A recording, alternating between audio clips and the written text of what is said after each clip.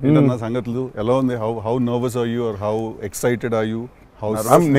నేను కొత్త పదం పట్టినా ఇక్కడ. ఐఎమ్ వెరీ కాన్ఫిడెంట్లీ నర్వస్ అని. కాన్ఫిడెంట్లీ నర్వస్ అంటే నర్వస్ ఓకే.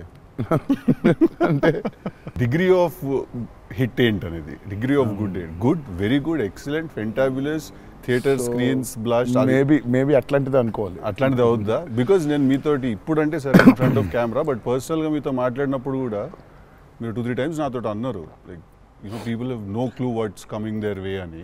అంటే నాకు మోర్ దెన్ మేకింగ్ ఇదంతా we put in a lot of effort Siddhu, చాలా ఎఫర్ట్ పెట్టినాం. బట్ నాకు ఐడియా పరంగానే నాకు చాలా ఇష్టమైన పాయింట్ ఇది. యూజువల్గా మీకు కమర్షియల్ మెయిన్ స్ట్రీమ్ మూవీలో ప్రొటాగనిస్ట్ ఎప్పుడు మనుషులకి లేదా వ్యక్తులకి కాన్ఫిడెన్స్ ఇవ్వడానికి వస్తాడు, ధైర్యం చెప్పడానికి వస్తాడు ప్రొటాగనిస్ట్ ఎప్పుడైనా. కమర్షియల్ మెయిన్ స్ట్రీమ్ మూవీలో చూస్తే డౌన్ ట్రాడన్ పీపుల్లో నుంచి కానీ అందులో నుంచి కానీ వచ్చి వాళ్ళకి కాన్ఫిడెన్స్ ఇచ్చి ముందుకు తీసుకెళ్తాడు, ధైర్యం ఇచ్చి.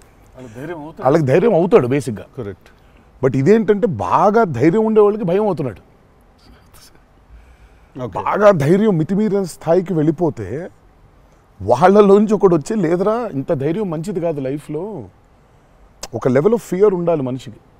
ఫియర్ అంటే నేను రెస్పాన్సిబిలిటీ అనుకుంటాను నేను.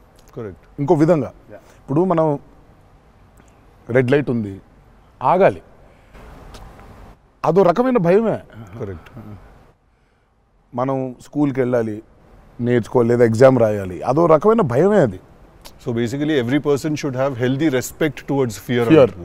ఓకే. So correct. నాకు ఆ పాయింట్ బాగా నచ్చింది సిద్ధు నాకు.